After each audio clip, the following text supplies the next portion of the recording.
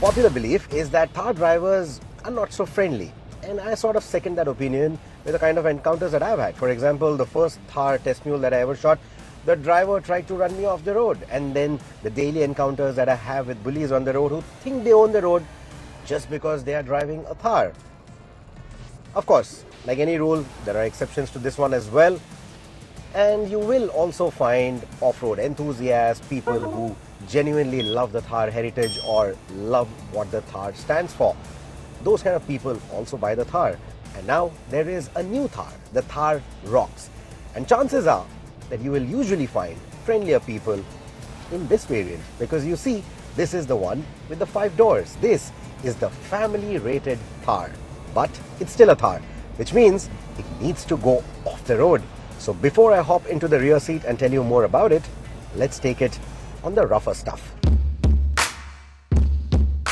Meet the Thar Roxx, a name that sounds straight out of the Yahoo chatroom days. To avoid rivaler impersonation, it's sports a grill inspired by six-pack abs. Though with angular headlights and the Armada name, it might have rocked an even stronger image, methinks. But function speaks louder than form here.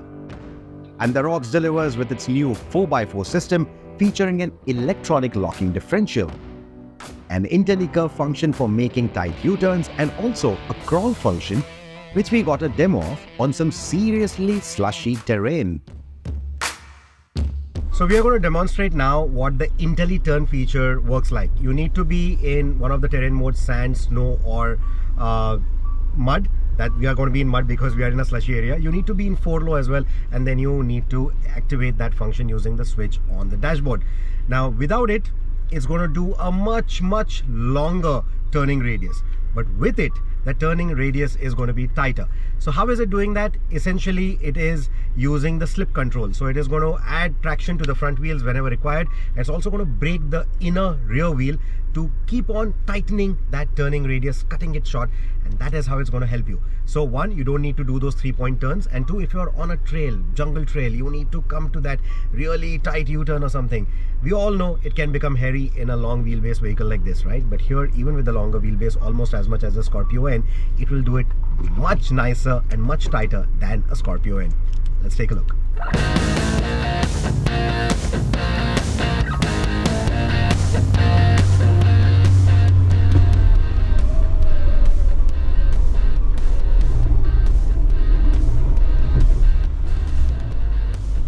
Notice how without it, it overshot the cone, and with it, it was right in between those two tight cones. So that shows you how well this function works. Again, a function that we've seen something similar like this on a very expensive car, the Lexus or even a Land Cruiser. And now you can have that in a Thar.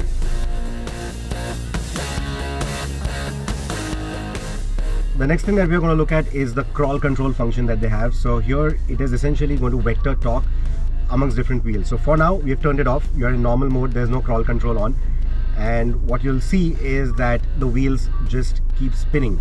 On a difficult obstacle like this, it just keeps spinning. We are stuck. Technically we are stuck. I can only feel the wheel spinning. You can see it as well. Now we're going to enable the crawl function, right? And that again works only with 4-low.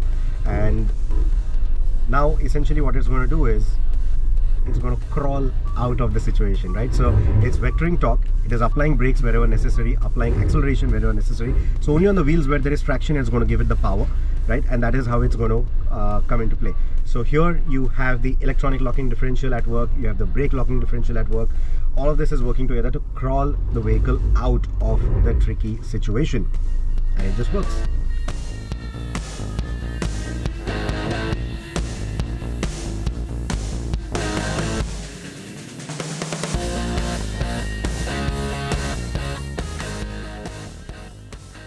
Now this was the crawl control working in slush, but how does it work on the Roxx? Now let's take a look at that as well.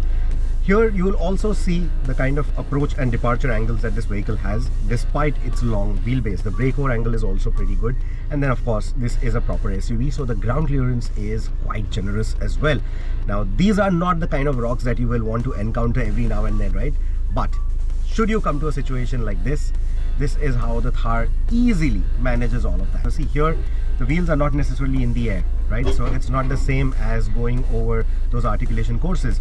So here again, it's going to figure out which wheel has the maximum traction and then nicely play along and make sure that the torque vectoring is happening properly, the brake vectoring is also happening properly, and then you are just crawling over it all. So all of that is again coming into play. Let me remind you again, you need to be in 4 mode for this.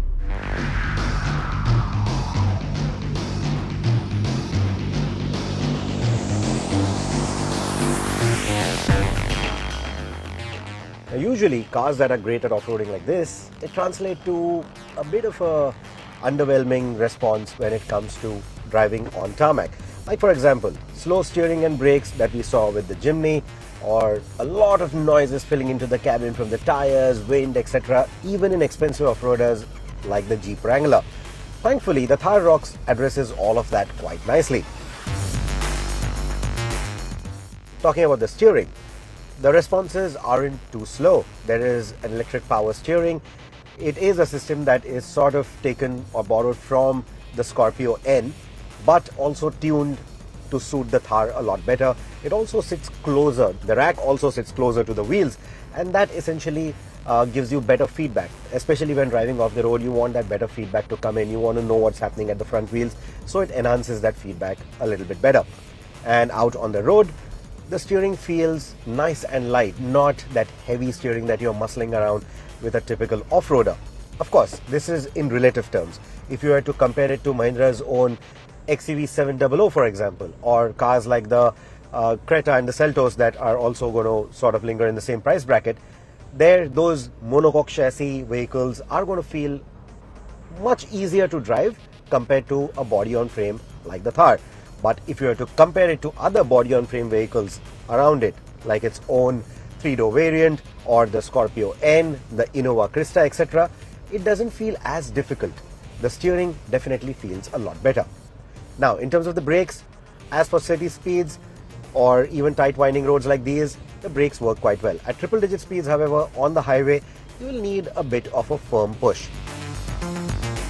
In terms of the noise insulation, it addresses that quite well too.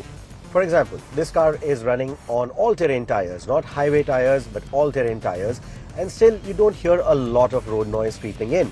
Similarly, the engines are also borrowed from the Scorpio N, but Mahindra has worked on the overall NVH levels. They have added a lot more sound deadening material and made sure that the powertrain noises aren't really filling into the cabin. Wind noises, despite its square shape, are also quite minimal. So if you want to have a relatively silent experience inside the cabin, this body-on-frame does that quite well. That said, we noticed a faint whistling sound at various speeds during our drive, likely coming from the panoramic sunroof area. What's also carried over from the Scorpio N is the steering wheel, but it's only adjustable for tilt and not for reach. So that is a bit of a missed opportunity. I think that customization should have been allowed too. Now, the steering feel, like I told you, it feels much nicer than most of the other body-on-frame vehicles that you'll feel. However, if you remember, with the Scorpio N, I had complained that there are quite a bit of pulsations that you feel from the suspension. You feel them in the steering, you sometimes feel them in the pedals as well when you're driving, and these are not really coming from the engine. These are the imperfections on the road that you sort of feel in these elements, and that continues even with the Thar. Now, the suspension with the FDD, or the frequency dependent damping, that is again a tech that is borrowed from the Scorpio N but tuned for the Thar, but you still have those pulsations. Especially when you're driving at highway speeds, you will feel them a lot more. In terms of the chassis, however, while it is a ladder frame, the ladder itself is now an evolution of what we've seen with the Scorpio N. You can think of it to be 200 subsections welded together, so that allows them to sort of play around with the sizes of all the rings that are put together to make that ladder, and that has allowed them to make the ladder lighter, 18% lighter than the Scorpio N's ladder, and at the same time achieve better rigidity, achieve better handling from it as well. Like I said, the suspension is then tuned to match that. Now, in terms of the suspension itself, what you are getting is an independent double wishbone up front, and you get a multi-link at the rear. A pentalink is what they call it. And then you also have the Watts linkage. The last time we saw that was with the Ford Endeavour. And we all know how the Ford Endeavour handles, right? It handles pretty well for its size. And that's the same thing with the Thar as well. Now we are driving on some tight winding roads and it behaves quite well. The body roll is well controlled. In relative terms, of course, compared to a monocoque chassis vehicle like the XV700, it's not going to feel as sharp when attacking the bends, because that's again not the intent of this vehicle. But if you compare it to body-on-frame vehicles like the Scorpio in itself, which is a decent handler too for its size, this one definitely feels a lot better. Speaking of road tripping, there'll be tons of roof rack options like we've seen on the Thar 3-door. If you feel that the boot is inadequate, that is. For a family of 5, the boot space is actually quite good. That is one thing that I was worried about. I'm glad they didn't try to cram in any jump seats here and make it a 3-row. So if you still need a 3-row, the Scorpio N is for you. This is excellent for 5 people and all of their luggage. Excellent boot. And as you would expect, that square shape also makes it a good wide aperture, and the loading lip is not too big. It's still a split tailgate. Now let's hop into the rear seat. As you see, the doors, they open 90 degrees, right? So when you look at it from the outside, the door looks small, but it opens 90 degrees. So ingress and egress, not a problem. You just have to be mindful of your head. You also get this B-pillar mounted grab handle right here so that you can easily get in. And now in terms of the space, well, the knee room, pretty good. This is the kind of headroom that I get. I'm 5'8". Sumit here is 6 feet tall. And foot space, not too bad either. Under thigh support is actually quite good. You can nicely stretch out and sit quite comfortably. And you can also recline the seat. So if you want to get a snooze, you can nicely recline, enjoy that big panoramic roof. Now the roof doesn't open all the way back, but the frontal section, which actually opens, is almost 60% of the roof. So that still gives you that feeling of openness. Now why I'm pointing this out is because there is going to be no convertible version of the 5-door Thar. You get a center armrest right here, you get 2 cup holders, you get your AC vents and a fast charging USB-C port. Now why I'm again pointing this out is because if you want to, simply sit back here, work, you can do that as well. You've got a 65 watt charger that is compatible with this particular setup right now. So even your laptops and everything can work as long as they don't need particularly a 3-pin charger. So overall, comfort is quite good. Visibility outside of the window, excellent. You have ISOFIX child seat mounts here. So even when you put your child seat here, your child is going to be able to enjoy a really good view outside of the windows. So unlike the Scorpio N, where the belt line is quite high, this one is going to give you a lot more visibility. The rear seats comfortably fit 2 adults and a child, but squeezing 3 adults might be a bit tight.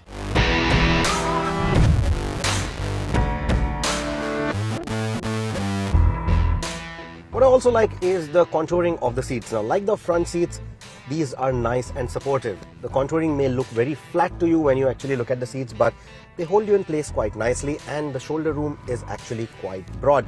You also get adjustable headrests at both the ends. The one in the center is going to be a fixed cob. But overall, like I said, the visibility is so nice. There's a sense of roominess, and even the seats add to that with the kind of seating experience that they give you. And while the car does rock about quite a bit, we were on slight bit of off-road sections here, you don't really feel claustrophobic in here. You don't really feel motion sick in here, because the airiness, the visibility that you get even from the rear seats really helps that cause. It makes you feel nice and comfortable back in here. Now, while I did complain about those pulsations that you feel at triple-digit speeds on the highway, the ride quality is actually quite good. We are driving on some really poor road conditions right now. You can probably hear it in my voice. These are state roads, completely broken. You can see the articulation probably. Hopefully the cameras are picking that up. And the ride quality isn't bone-jarring at all. I quite like it, and that is exactly the point of this vehicle. Because this is a body-on-frame, it gives you that additional rigidity, that additional strength to withstand such bad road conditions compared to a monocoque chassis vehicle, something like the XV700 or the Seltos, Strata, etc. So if your primary criteria is going to be ride comfort, well, this is going to definitely top it all. And that's despite the car rolling on 19-inch wheels, with a design supposedly inspired by the sign of horns hand gesture. Because even the wheel rims want to say rock on while you scratch them in the wilderness. The bottom line is, even the bigger Thar makes fodder of the potholes and bad roads. and with the same panache as its three-door sibling, if not better.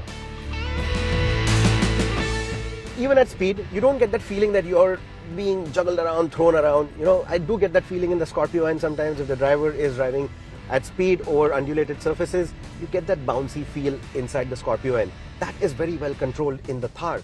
You don't get that feeling at all. Never do I feel that I'm going to bounce and hit my head against the roof or anything. You know, it's nice and composed. Even for taller passengers, it shouldn't be a problem. Sumit was in the back seat a little while back on similar roads, and he had no complaints either. The suspension is also quite silent. It doesn't thud through all the corners. It soaks in all of that quite nicely. So it doesn't give you those, you know, butt-clenching moments where you're like, it's going to thud again. It's probably going to hit again. Probably my family is going to hit me again. All of that is not happening. It is really an exceptionally good ride here in the back seat. Now, as for the rest of the experience, well, here in Kochi, it is pretty humid, and thankfully in the cabin, it's nice and cool. Those rear AC vents work quite well. In the front, the AC vents, the ventilated seats, all of that works quite well to keep the occupants nice and cozy and happy and well regulated in terms of the temperature. And adding to that is the sound quality. Now, the sound from that Harman Kardon audio unit that they have, 9 speakers on the top end variant, etc., it's really quite good. You don't have the roof-mounted speakers like you have with the two-door Thar. They are roof-mounted but right towards the rear. But the way the speakers have been placed, the tweeters have been placed, it creates a nice surround sound experience back here as well as in the front. The Thar Roxx isn't just about cool air conditioning and a rocking sound system. It boasts a touchscreen with wireless Android Auto and Apple CarPlay, though we couldn't get that part to cooperate. It also packs 360-degree cameras, and like a Mercedes-Benz, there's a transparent bonnet, a transparent car feature that shows you what's under the car as you crawl forward. A lifesaver when off-roading solo or when tackling those fabled potholes during our monsoons. Plus, the standard safety tech is stacked up quite nicely. AX variants even offering level 2 ADAS, though not as refined as the one that we saw on the XUV 700.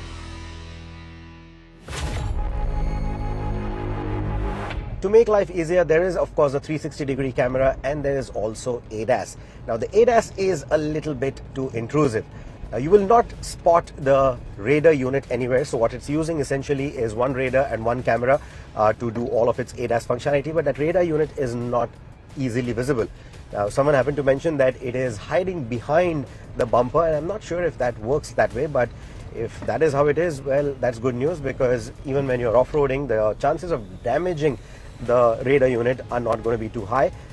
And I'm sure a lot of you out there are going to swap that Mahindra grille for a Jeep lookalike, and even that is not going to compromise any of the radar tech.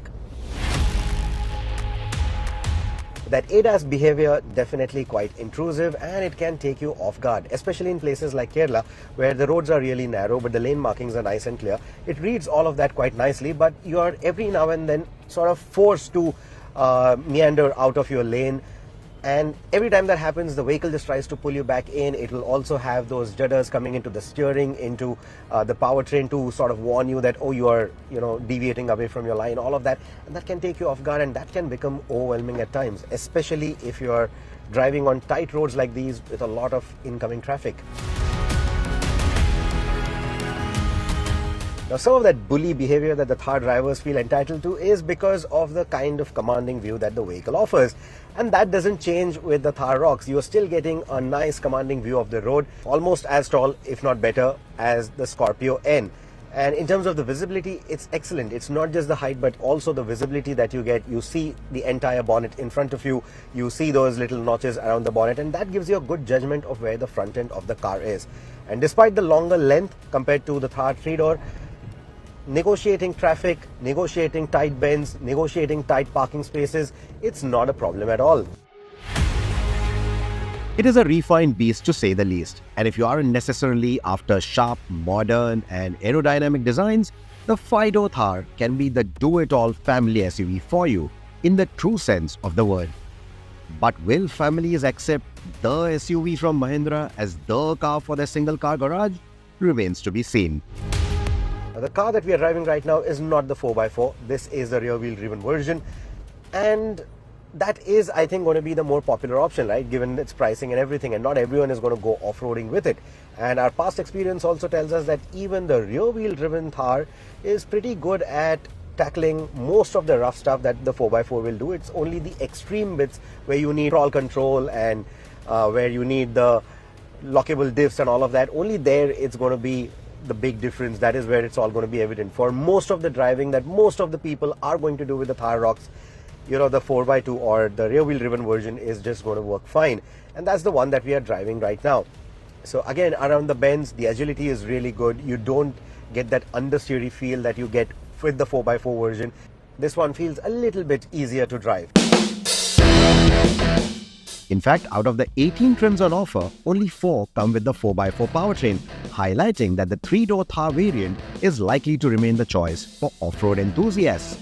The 5-door Roxx slots between the Scorpio N and the Jeep Compass in price, but outshines them both, offering more features than the Scorpio N and better space and after-sales support than the Compass. It looks like and is a Wrangler Sahara on a budget. And while it may not really affect the Creta or the Seltos in outright sales, it will carve out its own niche and challenge the Harrier and the Safari.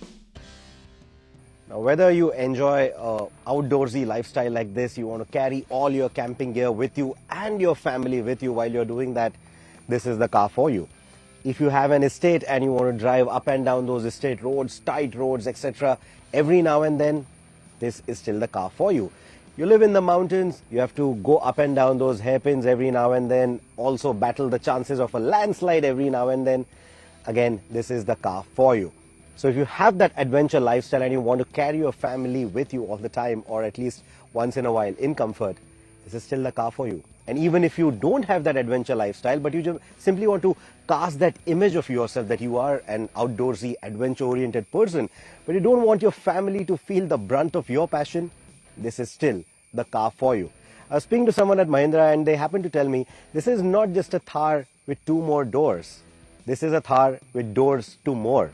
And I think I quite agree with that. This certainly is one of those.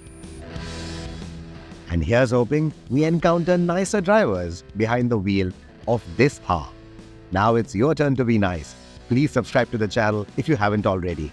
And don't forget to give us a like and a share.